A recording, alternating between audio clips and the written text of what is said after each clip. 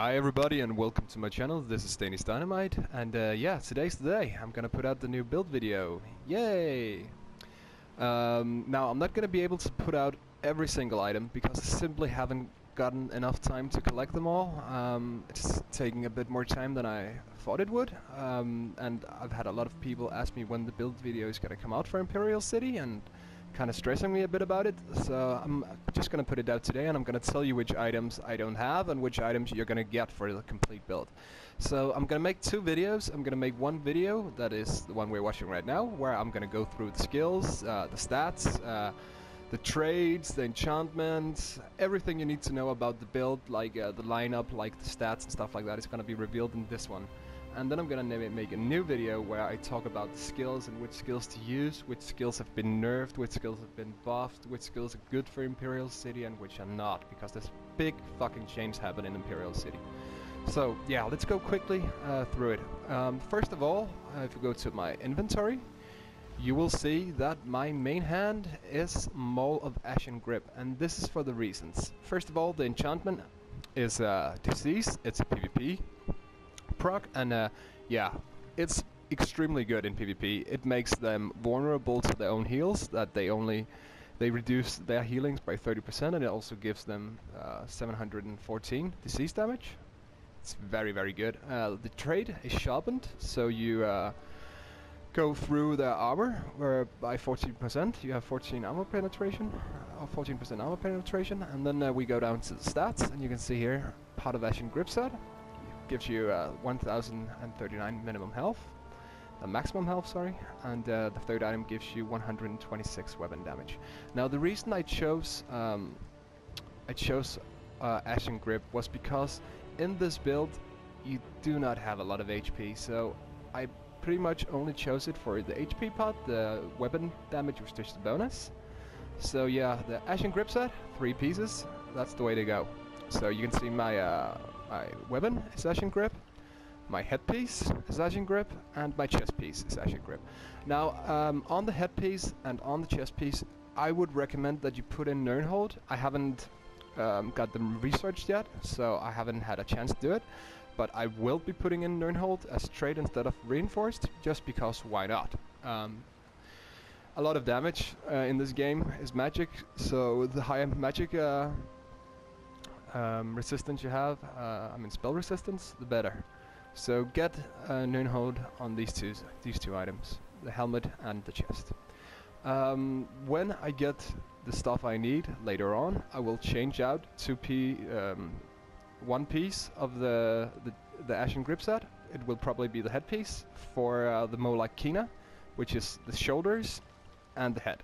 And the reason I do that is because Molag Kina is going to be very good. Now, I've been farming the daily 20 days in a row, and I've had 20 keys, and I have opened them all, and I didn't get it. So I've been extremely fucking unlucky. But I will get it, and that will replace the Ashen Grip set.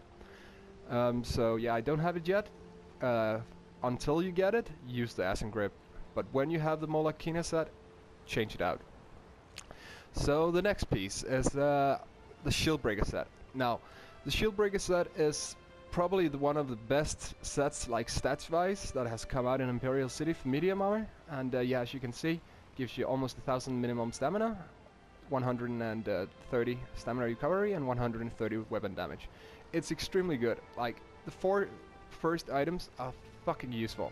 Now, the reason I haven't actually gotten the 5th one, even though it's supposed to be very good, I've tested it out and I've made up my decision that I would rather have the 127 weapon damage from the Ashen Grip set instead of having the 5th ability from the Shieldbreaker, which allows you to, with your light attacks and your heavy attack, you deal 2150 irresistible damage against enemy players with this damage shield. Now, the reason I've chosen not to go up in the 5th item here is because damage shields have been nerfed immensely in the DLC. So I don't really see the point. My Wrecking Blow will go through the damage shield in one hit. So yeah, I don't see a point in getting the 5th items. It's up to you what you choose to do. I would recommend to go for the 4th item. Don't go for the 5th one. It doesn't seem to be that useful. So as you can see, I have the shoulders of the Shieldbreaker, I have the waist, I have the hands, and I have the feet. Okay, for the leg guards of the Shadow Walker is my jewelry and the leg piece. This is also gonna get swept out. I'm gonna show you now what it's gonna be swept out for. It's gonna be swept out for the necklace of agility, or the agility set, which you can get from opening the chest in Imperial City. The reasons we go to this is actually because if you look at the stats, they give more stats, like almost a double of what the Shadow Walker set does. So of course you need to get this one. I've again been very unlucky. I've opened maybe 4 agility chests and I've only had one of the items, and of course the one item I get is with minimum magicka instead of stamina, so I can't really use it. So again, this one is gonna swept out until I get the 3 stamina pieces. So that's gonna be a jewelry, it's gonna be 2 rings of agility and the necklace of agility. And try and get them all in either HP or stamina. If you're low on magicka and you think your magicka could use a little boost, then if you get a magicka piece, then it's not a big whoop. But try and get it in stamina, just because the damage is going to be higher, and the damage nerf in this DLC has been nerfed by 50%. So the higher damage you can push, the better, if you ask me, because yeah, you won't be able to 2-hit, 3-hit people anymore. It's just not gonna happen unless you crit every single time. So yeah, so that's the jewelry, and for that reason the Shadow Walker set is gonna be swapped out. Now when you get the Malakina set, you're gonna swap out these leg guards for Shadow Walker, so you keep the 4th piece bonus of the Shield Breaker, so you keep the 4th piece bonus when you take away the shoulder piece of the Shield Walker for the Malakina. So yeah, that's what you're gonna do. So that's pretty much all the armor pieces and weapons I'm using. Oh yeah, my other piece, of course, the Ashen Grip bow, which I pretty much just use for buff up and retreat, because you get the passive to run 30% faster when you do a dodge roll, and that's very useful with this build because you're going to be very mobile. So yeah, that's pretty much all the abilities I'm using. Now I'm going to show you my stats, and these stats are unbuffed. So as you can see, I'm a Dark Elf, I'm a Dragon Knight, I have 253 champion rank. I'm a Major, grade 2. I'm almost the next one. My minimum magicka is 9,910. This will go up when I get all the other stuff that I need. It'll probably go up to about 11,000, sorry. And my minimal health is rather low. I got 22,500. It's also going to go up a bit, not too much, but it's going to go up a bit. Now, with this build, you're not a glass cannon. You can take a heavy beating, but you're not like a tank. You're going to have to block a lot, you're going to have to do a lot of dodge rolls to get away from damage, but you don't have that much HP. Like, almost 23,000 is very low. It could be higher, it's going to be higher when I get all the items, but yeah, that's what it is right now. And my minimum stamina. Now this will also go up. It'll probably go up to about 33,000. It's 32 right now, so it's not low. It's not high either. I've seen people push up to like 38,000, which is a lot higher than 33, obviously. But it seems for me with this build that this is actually enough. I would say it's decent. So now we go to the magicka recovery. Yeah, I have about 600 magicka recovery. It's not really useful like in PvP. You may need, because you don't have so much minimum magicka, your magicka recovery about 600 is decent. Health recovery, fuck health recovery, not useful. You got vigor, you got green dragon blood, you got rally. That's all the heal you need. You don't need health recovery, so just look away from that.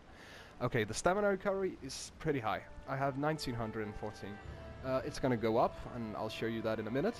But you should try and get with buffed about 2200, I'd say. About 2200 would be a good stamina recovery. So my weapon damage, it is at the moment unbuffed, is 2536. My weapon credit, yeah, and that's decent. It's gonna get higher when I get the other items. I think I can push it up to unbuffed about 28, but that's decent for now. So try and get about 2500. You'll do good after that. The weapon critical is 42%, which is decent. I've seen people push higher, but I don't really think you don't really have to. It's fine with 42%. Okay, so look at our spell resistance and our physical resistance. My spell resistance is 1500, I mean 15,000, and my physical resistance is about 13,000. So yeah, again, when I'm buffed up, the stats will look different, and I will show you in a minute. But this is decent. Now, because you're a Dragon Knight and you're gonna use the reflecting scales, the Dragon Knight ability to reflect incoming spells, you don't really need a much higher spell resistance. If you get the Nirnhold on the chest piece, it's probably go up to like maybe 17,000, 18,000. So try and do that, because why not? It's better than nothing. So try and keep that in mind. Get as high resistance as possible, because it lowers the damage. Okay, so let's go through it. I'm a vampire. You all know this, so keep this one.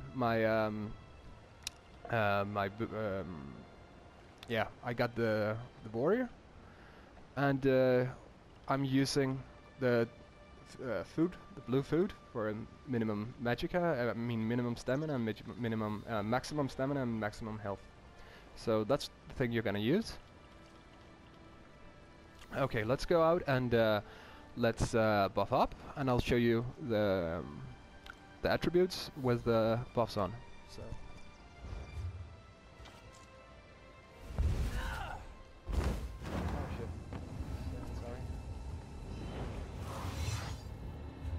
Take a look now.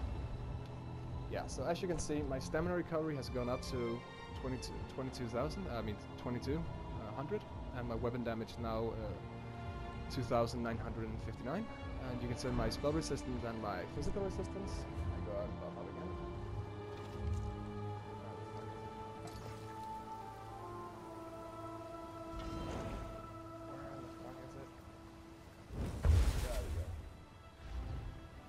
My spell resistance and my physical resistance goes up. So my spell resistance is 20,000 and my physical is 18,000. So that's good. You don't need any more than that. That's fine.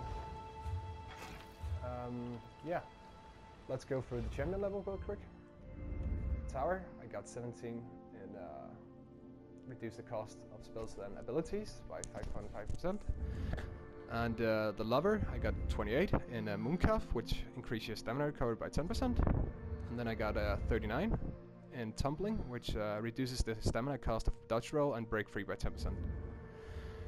In the ritual, the blue one, I got 73 in Mighty, which gives you 20% physical damage. This is useful. I got 6 in Piercing, which make you ignore 3.5% of the armor of your opponent. And I got 5 in Precise Strike, which allow you to do 3.1% more damage with your weapon criticals. In the Steed, I got 48. I got 10 in Resistance, which gives you 5% critical resistance. You take reduced damage of critical hits by 5%.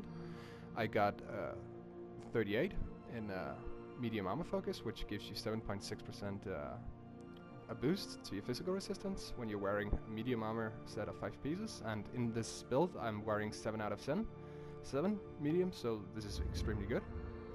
In the lady, I have 10 in Hardy, which reduces poison, disease, and magic damage dealt to you by 5%.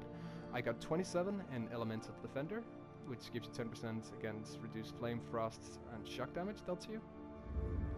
And then last, I got 0 in the Lord. So yeah, guys, that's pretty much the build. I'm gonna put up a video shortly about the skills, and I'll talk to you later. I hope this is helpful, and if you need any information, feel free to leave a comment below, and I'll try and get back to you as quick as possible. So thank you for watching, guys, and I'll talk to you later. Bye bye.